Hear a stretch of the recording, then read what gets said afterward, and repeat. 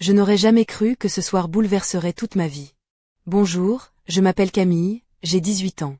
Je vis à Saint-Rémy-de-Provence, une petite ville du sud de la France, où la douceur du climat contraste souvent avec les tempêtes intérieures que je traverse. Depuis toujours, j'admire ma mère, Claire, cette femme élégante et forte, dont la beauté illumine chaque pièce où elle entre. Pourtant, derrière son sourire, une tristesse profonde s'est installée, et ce soir-là, tout a changé. Ma mère a 40 ans, et moi, je suis encore cette adolescente qui grandit sous son regard, celle qui voit en elle une héroïne malgré les épreuves. Depuis que mon père est parti quand j'avais à peine 3 ans, c'est avec elle que j'ai construit ma vie. Elle travaille comme assistante de direction dans une entreprise locale, un emploi qu'elle aimait et qui lui offrait un semblant de stabilité. Mais ce soir-là, en rentrant plus tôt de mes cours à l'université d'Aix-en-Provence, je découvre une atmosphère lourde dans notre appartement modeste, où les murs semblent retenir un secret que je ne suis pas prête à entendre. Je me souviens de ce moment précis, ses bottes noires posées dans l'entrée, inhabituellement là un jeudi soir, alors qu'elle travaille habituellement tard. « Maman, tu es là ?» ai-je demandé, ma voix hésitante trahissant mon inquiétude. Sa réponse, douce mais tremblante, m'a déchiré. « Oui, mon cœur, entre. » Claire tenait un verre de vin à moitié vide, ses yeux verts, semblables aux miens, étaient embués de larmes. « J'ai perdu mon travail », murmura-t-elle avec une vulnérabilité que je n'avais jamais vue auparavant. Je ne comprenais pas. Ma mère, toujours si responsable, si dévouée, licenciée? Elle expliqua que c'était à cause d'une nouvelle recrue, une femme proche du patron, qu'elle avait remplacée. Ce soir-là, tout semblait s'effondrer, et moi, je ne savais pas comment la réconforter. Pourtant, je sentais au fond de moi que ce moment serait le premier d'une série d'épreuves qui allaient bouleverser notre relation, et ma perception de l'amour, de la loyauté, et des limites que l'on croit immuables entre une mère et son enfant. Ce soir-là, alors que l'obscurité enveloppait doucement notre appartement, je restais figée dans la cuisine, observant ma mère qui, malgré sa détresse, tentait de garder une apparence de sérénité. Son visage, habituellement si radieux, était marqué par la fatigue et l'inquiétude. Elle portait un pull en cachemire bleu marine qui épousait ses formes élancées, et un jean noir délavé. Ses cheveux châtains, toujours impeccablement coiffés, tombaient en mèches légèrement désordonnées sur ses épaules.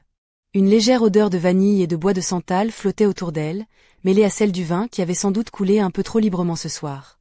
Je me suis approchée, essayant de trouver les mots pour alléger son fardeau. « Maman, on vas en sortir. » Tu vas retrouver quelque chose de mieux, j'en suis sûre. Elle m'a regardée, un sourire triste au coin des lèvres, et m'a serré dans ses bras, comme pour me transmettre un peu de son courage. La vérité, c'est que depuis quelques mois, elle s'enfermait dans une solitude que je ne comprenais pas encore. Parfois, le soir, je l'entendais pleurer doucement derrière la porte de sa chambre.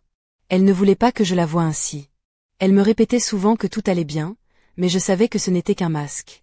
Le départ de mon père avait laissé un vide immense, et malgré mes efforts pour lui apporter du réconfort, je sentais que la douleur la rongeait de l'intérieur. Ce soir-là, son chagrin était palpable, presque tangible. Elle me confia qu'elle craignait pour notre avenir, que la peur de ne plus pouvoir subvenir à nos besoins la paralysait. « Je ne veux pas que tu sois obligée de travailler à ta place, Camille, dit-elle, la voix brisée. Je lui ai promis que je ferais tout pour l'aider, même si cela signifiait prendre un emploi à temps partiel en plus de mes études. Mais au fond de moi, une autre émotion grondait. Une fascination mêlée de confusion pour cette femme si proche et pourtant si inaccessible. Depuis toujours, j'avais ressenti un lien intense avec elle, une admiration presque hypnotique, mais ce soir, ce sentiment semblait se transformer en quelque chose de plus complexe. Alors que la nuit avançait, nous avons partagé un repas simple. Des pâtes à la sauce tomate que maman avait préparées avec soin, mais l'ambiance était lourde, chargée de non-dits. Elle me regardait parfois avec une douceur étrange, un regard qui, je l'avoue, me perturbait. Pourtant, je ne disais rien, incapable d'exprimer ce qui bouillonnait en moi. Après le dîner, elle m'a proposé un verre de vin, un geste inhabituel entre nous. « Allez, viens, on va trinquer ensemble. » Sa voix était légère, presque enfantine, et pour la première fois ce soir-là, j'ai accepté. Le vin coula dans nos verres, et une chaleur douce m'envahit, brouillant mes pensées. Ce moment suspendu, où elle me regardait avec une intensité nouvelle, où nos regards se croisaient plus longuement que d'habitude, a marqué le début d'un basculement dont je ne mesurais pas encore l'ampleur. Je sentais que quelque chose venait de changer, que notre relation était sur le point de dépasser les frontières que j'avais toujours connues. Mais je n'étais pas encore prête à comprendre ce que cette nuit allait déclencher. Les jours qui ont suivi ce soir-là sont restés gravés dans ma mémoire comme une succession de moments flottants, où réalité et émotion se mêlaient dans un tourbillon déroutant. Ma mère, Claire, semblait osciller entre des instants de fragilité profonde et des éclairs d'une force inattendue. Elle portait souvent une robe légère en soie couleur ivoire, qui caressait délicatement sa silhouette élancée, soulignant son allure naturelle et élégante. Ses pieds nus effleuraient le parquet de notre salon, et ses cheveux, parfois relevés en un chignon désordonné, laissaient échapper quelques mèches rebelles qui encadraient parfaitement son visage au très fin. Ce qui m'a le plus frappé, c'est ce changement subtil dans son regard. Ses yeux verts, habituellement pleins de tendresse maternelle, brillaient désormais d'une intensité nouvelle, presque magnétique. Lorsqu'elle me parlait, sa voix, douce mais plus assurée, semblait chercher à dévoiler des vérités cachées, des émotions enfouies depuis trop longtemps. Une nuit, alors que nous étions seuls dans le salon, elle s'est approchée de moi, un léger tremblement dans la voix, et m'a confié ses doutes, ses peurs, mais aussi des souvenirs d'un passé qu'elle ne m'avait jamais raconté. Elle m'a parlé de son enfance dans un petit village des Alpes de Haute-Provence, de sa jeunesse insouciante, de ses rêves brisés, et de cet amour interdit qu'elle avait autrefois porté à un homme qui n'était pas mon père. J'écoutais, fasciné, découvrant une femme que je connaissais si peu, malgré les années passées à ses côtés. Cette révélation a créé un lien nouveau entre nous, une complicité fragile mais sincère. Pourtant, cette proximité nouvelle portait en elle une tension palpable. Je sentais une ambivalence dans mes sentiments, une tendresse profonde pour elle, mêlée à une confusion grandissante sur ce que je ressentais réellement. Chaque geste, chaque sourire semblait chargé d'un double sens, d'une invitation silencieuse à franchir une frontière invisible. Un après-midi, alors que le soleil baignait notre terrasse d'une lumière dorée, Claire s'est assise près de moi, un léger voile de tristesse dans les yeux. Elle portait une blouse en lin beige, légère et délicate, et ses mains fines jouaient nerveusement avec une mèche de ses cheveux. Sans prévenir, elle m'a pris la main, et cette simple attention a déclenché en moi une tempête d'émotions que j'avais longtemps refoulée. « Camille, il y a des choses que je dois te dire, des choses que je n'ai jamais osé avouer, » murmura-t-elle, sa voix tremblante. J'étais à la fois terrifiée et curieuse, incapable de détourner le regard. Ce moment marquait le point de bascule, le seuil d'un événement qui allait bouleverser tout ce que je pensais savoir sur l'amour, la famille et moi-même. Je ne pouvais pas encore imaginer que cette conversation serait le prélude à une nuit qui bouleverserait à jamais notre relation. Mais au fond de moi, une voix silencieuse commençait à s'élever, murmurant que rien ne serait plus jamais comme avant. Cette nuit-là, tout a basculé. Le silence de notre appartement semblait peser plus lourd que jamais, alors que les heures s'étiraient lentement dans une tension palpable. Ma mère, Claire, et moi étions seuls dans la chambre, l'air chargé d'une émotion si intense qu'elle en devenait presque palpable. Elle portait une nuisette en satin couleur crème, délicatement brodée, qui épousait ses courbes avec une élégance naturelle. Ses cheveux châtains tombaient en cascades soyeuses sur ses épaules, et ses yeux verts brillaient dans la pénombre, mêlant douceur et une étrange inquiétude. Je sentais mon cœur battre à tout rompre, un mélange d'appréhension et de désir confus m'envahissait. Ce qui se passait dépassait tout ce que j'avais imaginé, tout ce que j'avais cru possible entre une mère et son fils. Pourtant, malgré la peur et la culpabilité qui commençaient à me saisir, une force irrésistible me poussait à rester, à écouter ce que mon corps et mon esprit refusaient encore de comprendre. Claire s'est approchée lentement de moi, ses mains tremblantes cherchant les miennes.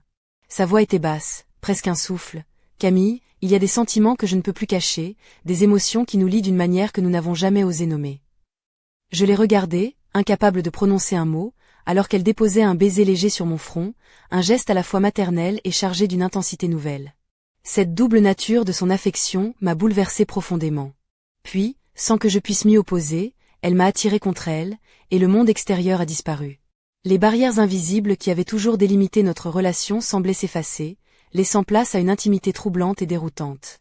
Je me suis abandonnée à cette étreinte, à cette fusion inattendue, consciente que nous franchissions ensemble une frontière interdite. Le temps semblait suspendu, chaque souffle, chaque regard devenait une déclaration silencieuse. Je sentais son corps contre le mien, sa chaleur, son parfum enivrant. Mais au milieu de cette étreinte, une voix intérieure me criait de fuir, de mettre fin à cette folie. Pourtant, je restais, hypnotisée. Cette nuit-là, les lignes entre l'amour filial et autre chose de plus complexe se sont estompées, et j'ai découvert des sentiments que je n'aurais jamais cru pouvoir éprouver. Ce fut une expérience à la fois enivrante et déchirante, un moment de bascule où tout ce que je croyais vrai a été remis en question. Lorsque l'aube a finalement pointé, nous étions là, enlacés, silencieuses, conscientes que rien ne serait plus jamais pareil. Le poids de ce secret partagé pesait déjà lourd sur nos épaules, et je savais que cette nuit marquait le début d'un chemin difficile, jalonné de doutes, de peur, mais aussi d'une passion inavouée. Je n'aurais jamais pu imaginer que notre histoire, notre lien, prendrait une telle tournure. Pourtant, c'était arrivé. Et rien ne pouvait effacer ce qui venait de se passer. Le lendemain matin, un étrange mélange de confusion et de silence pesait sur notre appartement. Claire, ma mère, était vêtue d'un peignoir de soie couleur lavande, qui laissait entrevoir ses épaules délicates. Ses cheveux encore humides encadraient son visage d'une douceur presque vulnérable. Elle préparait le petit déjeuner dans la cuisine, ses gestes calmes contrastant avec la tempête intérieure que je ressentais. Je restais assise à la table, incapable de trouver les mots pour briser ce silence lourd de non-dit. L'odeur du café frais et des croissants chauds emplissait la pièce, mais rien ne parvenait à apaiser le tumulte qui se déchaînait en moi. J'évitais son regard, craignant d'y lire ce que je ne voulais pas affronter. Elle s'approcha de moi, un sourire tendre aux lèvres, et posa une main légère sur mon épaule. « Camille, ça va aller ?» murmura-t-elle avec douceur. Mais je savais que rien n'allait vraiment aller comme avant. La journée s'écoula entre gestes mécaniques et regards furtifs. Claire semblait vouloir revenir à une normalité fragile, mais l'ombre de la nuit précédente planait entre nous. J'essayais de me concentrer sur mes cours à l'université d'Aix-en-Provence, mais mes pensées revenaient sans cesse à elle, à cette intimité nouvelle et déroutante qui nous liait désormais. Le soir venu, elle m'invita à dîner, préparant un repas simple mais soigné, un gratin dauphinois accompagné d'une salade fraîche. Elle portait une robe légère en coton blanc, légèrement transparente sous la lumière tamisée, dévoilant sa silhouette avec une élégance naturelle. Ses yeux verts brillaient d'une lueur douce, presque rassurante. Pendant le repas, elle parla peu, mais chaque mot semblait chargé de sens. « Camille, je sais que ce que nous avons vécu est difficile à comprendre, et peut-être même à accepter, » dit-elle en posant sa fourchette. « Mais je veux que tu saches que je t'aime, d'une manière qui dépasse tout ce que j'ai pu imaginer. » Je hochai la tête, incapable de trouver une réponse. La culpabilité me rongeait, mais une part de moi était étrangement apaisée par cette confession. Pourtant, une question brûlait mes lèvres, un doute qui ne voulait pas me quitter. Que deviendrait notre relation désormais? Était-ce une erreur, un instant d'égarement, ou le début d'un lien interdit mais sincère? Plus tard, alors que la nuit s'installait, Claire me prit la main et m'entraîna dans le salon.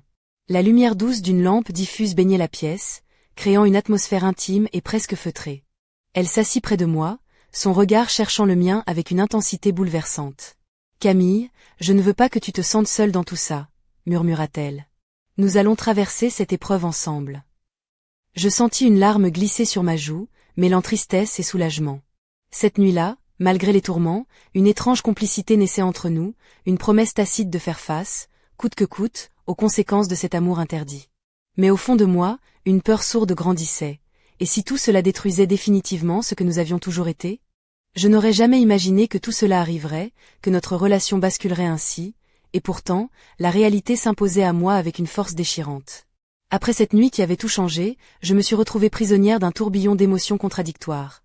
La culpabilité, la peur, mais aussi un étrange sentiment de liberté et d'intimité que je n'avais jamais connu avec personne, pas même avec mes amis ou mes amours passés. Chaque fois que je repense à ce moment où Claire, ma mère, m'a embrassée, mon cœur se serre et je me demande comment nous avons pu franchir cette frontière invisible, celle que la société, la morale, et même notre propre conscience, nous avait toujours interdit de franchir. Je me souviens de la douceur de sa peau, de la chaleur de son souffle contre mon cou, et de ce frisson qui a parcouru tout mon corps en un mélange d'excitation et de terreur. Je me suis demandé si cela aurait pu être différent, si nous avions parlé plus tôt, si nous avions cherché de l'aide, ou simplement essayé d'oublier. Mais le silence et le secret ont pris le dessus, renforçant cette tension qui s'est installée entre nous, rendant chaque regard, chaque contact, chargé de sens et de danger. Je repense à toutes ces fois où j'ai voulu lui parler, lui dire que je l'aimais autrement, que je ne voulais pas que notre relation devienne un fardeau, mais à chaque fois, les mots restaient coincés dans ma gorge, trop lourds, trop tabous. Et elle aussi, Claire, semblait lutter contre ses propres démons, oscillant entre son rôle de mère, ses désirs enfouis, et la peur de perdre ce que nous avions toujours partagé. Je me demande souvent comment tout cela aurait pu être évité, comment nous aurions pu protéger ce lien fragile au lieu de le briser. Peut-être que si j'avais été plus forte, plus claire, nous aurions pu trouver un autre chemin. Mais au fond, je sais que l'amour, même interdit, est une force qui dépasse la raison. Aujourd'hui encore, je ressens ce poids sur mes épaules, cette culpabilité sourde qui m'empêche de trouver la paix. Et pourtant, je ne peux pas renier ce que nous avons vécu, cette intensité qui nous a unis et qui, malgré tout, reste gravée en moi comme un secret précieux et douloureux. Je garde en mémoire toutes ces questions sans réponse, tous ces silences lourds de sens, et je me demande ce que l'avenir nous réserve. Comment continuer à avancer quand le passé nous hante à chaque instant, et que l'amour devient à la fois un refuge et une prison? C'est dans ce tourbillon d'émotions que je me tiens aujourd'hui, entre douleur et espoir, prête à affronter ce que demain nous réserve, même si je sais que rien ne sera plus jamais comme avant. Quelques jours plus tard, alors que je commençais à peine à digérer ce qui s'était passé, un événement inattendu est venu bouleverser encore davantage notre fragile équilibre. Ce soir-là, Claire était rentrée plus tard que d'habitude, son allure légèrement différente. Elle portait une robe noire moulante, d'un tissu satiné qui captait la lumière de la pièce avec élégance.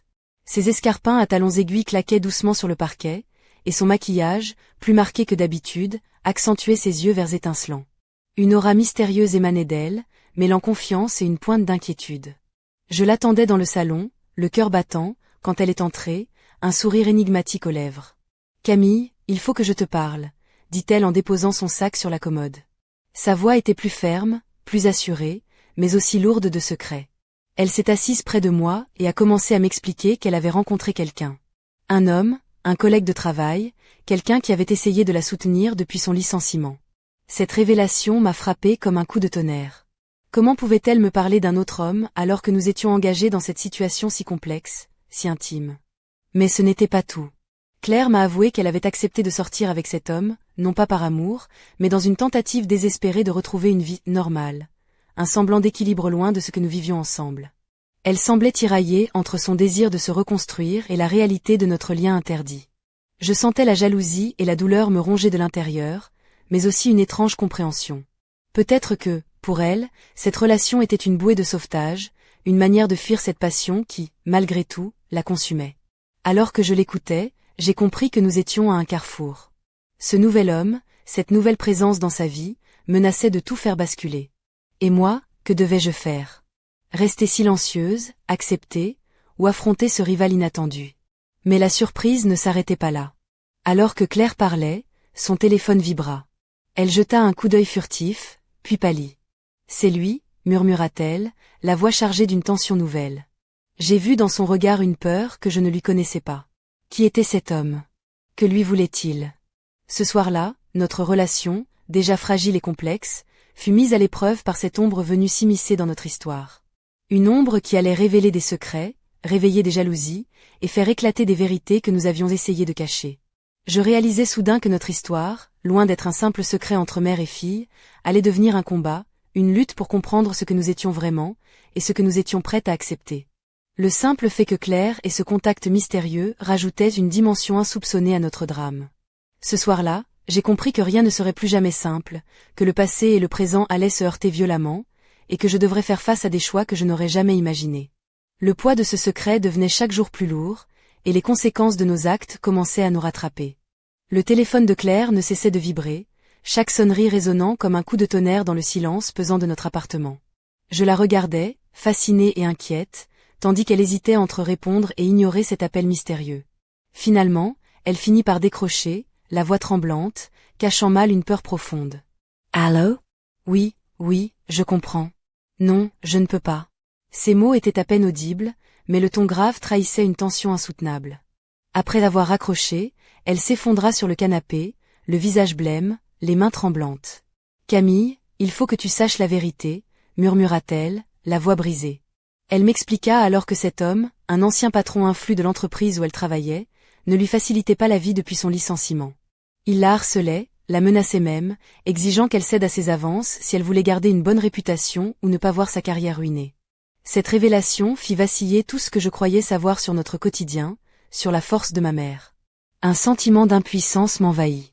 Comment pouvais-je la protéger? Comment affronter ce monstre invisible qui rongeait sa vie? Mais plus troublant encore, cette ombre menaçante jetait une lumière crue sur nos propres démons. Étions-nous prêtes à affronter ensemble ce combat, ou allions-nous sombrer dans la peur et le silence? Au fil des jours, Claire devint de plus en plus distante, ses sourires se firent rares, remplacés par une expression inquiète, presque résignée. Son regard, pourtant toujours aussi intense, semblait porter le poids d'un secret trop lourd à supporter. Elle évitait désormais de croiser mon regard, comme si la culpabilité et la peur la tenaient prisonnière. Une nuit, alors que je la surprenais assise dans le salon, seule avec ses pensées, elle m'avoua qu'elle envisageait de porter plainte, mais qu'elle avait peur des représailles. Elle craignait pour sa sécurité, pour la mienne. Cette confession me bouleversa. Je réalisais que notre relation, déjà marquée par un amour interdit et un secret lourd, était désormais prise dans un engrenage dangereux. Je voulais l'aider, la soutenir, mais je sentais aussi que cette situation nous dépassait toutes les deux. Cette menace mystérieuse était devenue un spectre qui planait sur notre vie, fragilisant encore davantage les liens qui nous unissaient. Et au milieu de ce chaos, une question obsédait mon esprit. Comment allions-nous sortir de ce cauchemar? Pouvions-nous encore espérer une vie normale, une relation apaisée, alors que le danger rôdait à nos portes? Je ne savais pas encore que ce combat, cette lutte pour la vérité et la liberté, allait révéler des parts sombres de nous-mêmes, nous forçant à affronter nos peurs les plus profondes. Le poids du secret devenait insoutenable, et le prix de la vérité risquait d'être bien plus élevé que ce que nous avions imaginé. Les jours suivants furent un véritable cauchemar éveillé, une spirale où chaque minute semblait décupler la tension qui régnait entre Claire et moi. L'atmosphère de notre appartement à Saint-Rémy-de-Provence devenait presque irrespirable, comme si les murs eux-mêmes retenaient notre souffle, étouffant nos espoirs et nos rêves. Claire, toujours aussi élégante malgré la tempête, portait désormais des tenues plus sombres, des robes en velours noir ou en satin bleu nuit, qui soulignaient son port altier tout en dissimulant une fragilité croissante. Ses gestes, jadis gracieux, étaient devenus nerveux, presque brusques, et ses yeux verts brillaient d'une lueur tourmentée. Un soir, alors que la nuit enveloppait la ville, le téléphone sonna de nouveau. Le simple son fit vibrer tout mon corps d'une peur viscérale. Claire décrocha sans hésiter, sa voix ferme mais trahissant une angoisse profonde. Après un échange bref, elle raccrocha et se tourna vers moi, le visage blême. « Il insiste, Camille. Il menace de tout dévoiler, de détruire ce que nous avons. » Ces mots résonnèrent en moi comme un coup de tonnerre. Tout ce que nous avions tenté de cacher, tout ce que nous avions construit dans le secret, risquait de s'effondrer en un instant. Je sentais la panique monter, l'angoisse d'être prise au piège dans un jeu cruel où aucune issue ne semblait possible. Ce soir-là, nous avons parlé longuement, confrontant nos peurs, nos doutes, nos espoirs. Claire, dans un élan de lucidité, m'a avoué qu'elle avait envisagé de fuir, de tout abandonner pour protéger ce qui nous restait. Mais moi, je refusais de céder. J'étais prête à affronter ce démon, à me battre pour notre amour, même si cela signifiait briser les chaînes du silence. Nous avons décidé de ne plus nous cacher, de faire face ensemble, coûte que coûte. Cette décision, aussi courageuse soit-elle, marquait le sommet de notre tension, le point de non-retour. Le poids du secret, amplifié par la menace extérieure, transformait notre amour interdit en un défi brûlant, une flamme ardente prête à tout consumeur. Je sentais que chaque instant pouvait être le dernier où nous étions encore libres de choisir, où notre lien, aussi fragile soit-il, pouvait encore survivre.